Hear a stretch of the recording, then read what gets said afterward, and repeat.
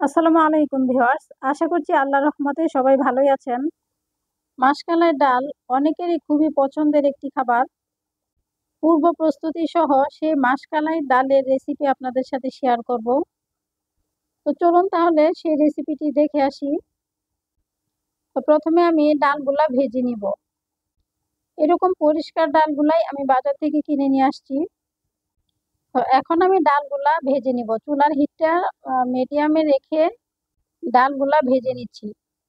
বাজার থেকে কিনে এনে যদি সেই ডালটা দিয়ে রান্না করা হয় সেক্ষেত্রে টেস্টও ভালো আসে না, আবার মাসকলাইয়ের ডালের যে গ্রান সেই গ্রানটাও পাওয়া যায় না। কারণ ওরা ডালগুলা খুব বেশি ভাজে না, হালকা ভেজে মেশিনে পরিষ্কার করে নেয়। ডালটা যদি পুরোপুরি ভাজা হয়ে যায় সেক্ষেত্রে কিন্তু কিছুটা ভেঙে যায়। তো ওরা সেই জন্য হালকা ভেজে তারপরে পরিষ্কার করে নেয়। তো চুলার হিট মিডিয়াম টু লোতে রেখে আমি ডালগুলা ভেজে নিব। তো আবার খেয়াল রাখতে হবে ডালগুলা যেন পুড়ে না যায়। তো পুড়ে গেলে কিন্তু খেতে ভালো লাগবে না। অনেকেই মাসকলাইয়ের ডাল রান্না ঝামেলা মনে করে খেতে পারেন না। আসলে তেমন ঝামেলা না, এইভাবে পরিষ্কার অবস্থায় কিনে এনে তারপরে ভেজে ব্লেন্ডারে গুঁড়া করে রেখে দিলেই হয়। পরে রান্নার সময় যতটুকু রান্না করবেন গুঁড়াটা নিয়ে তারপরে পানিতে গুলাইয়ে রান্না করে নিলেই হয়ে যাবে। তো আমার ডালগুলো ভাজা হয়ে গেছে, দেখুন কালারটাও কিন্তু চেঞ্জ হয়ে আসছে। তো এখন আমি নামিয়ে নিচ্ছি।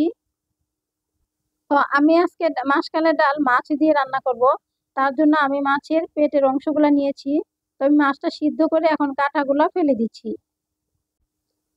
তো আপনার ইচ্ছা করলে মাছের মাথা দিয়েও করতে পারবেন। তো মাছের মাথা দিয়ে করলে বাচ্চারা খেতে পারে না, সেজন্য আমি মাছের টুকরাগুলাই নিয়েছি। তো কাঁটাগুলো ফেলে দিলে খাওয়ার সময় আর কোনো ঝামেলা হবে না। তো বাচ্চারা সহজেই খেতে পারবে। তো আমি সবগুলো মাছ এভাবেই বেছে নিয়েছি। তো কাঁটাগুলো ফেলে দিচ্ছি। তো এখন আমি ডালগুলা কিছুটা ঠান্ডা করে তারপরে ব্লেন্ড করে নিয়েছি।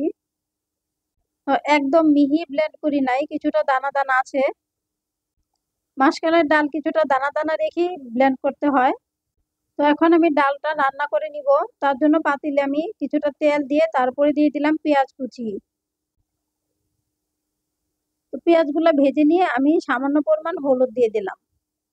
এখন দিয়ে দিচ্ছি 1 চা চামচ পরিমাণ ধনিয়া গুঁড়া আর 1 চা চামচ জিরার গুঁড়া। তো তারপর দিয়ে দিলাম স্বাদ মতো লবণ।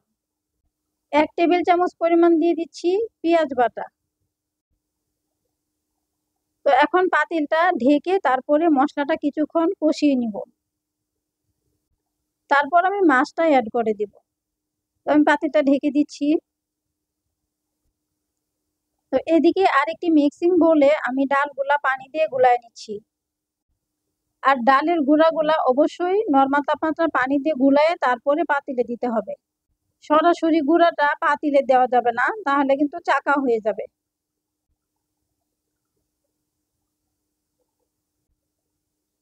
তো আমি পানি দিয়ে গুলায় নিচ্ছি। যাদের ব্লেন্ডারের সুবিধা নাই তারা ডালগুলা ভেজে কিছুটা ঠান্ডা করে কৌটায় ঢুকায় রেখে দিবেন। তারপর রান্না যখন করবেন তখন সিদ্ধ করে তারপরে পাটায় বেটে নিলেই হবে। তো এখন আমি মাছগুলা দিয়ে দিচ্ছি। তো মাছটা দিয়ে আবারও কিছুক্ষণ কষিয়ে নিব।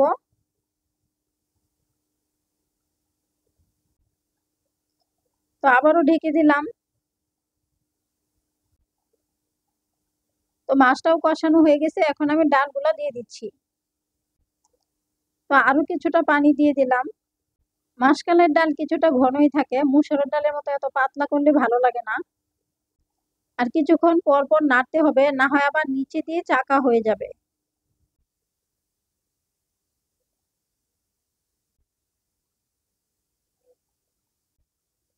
তো আমি কয়েকটা কাঁচামরিচ ফালি করে দিয়ে দিলাম।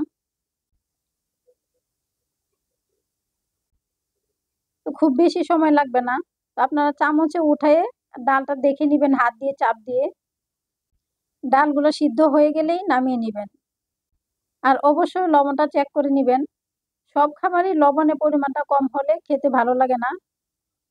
সেজন্য চেক করে দেখে যদি কম মনে হয় সেক্ষেত্রে আরো কিছুটা লবণ দিয়ে তারপরে নামিয়ে নিবেন। তো আমি আরো কিছুটা ধনিয়া পাতা দিয়ে দিলাম। তো চুলাটা অফ করে দিয়ে নামিয়ে নিয়েছি। আশা করছি এই রেসিপিটি নতুন রাঁধুনিদের উপকারে আসবে। তো আজকের মতো এখানেই বিদায় নিচ্ছি। দেখা হবে ইনশাল্লাহ পরবর্তীতে। আল্লাহ হাফেজ।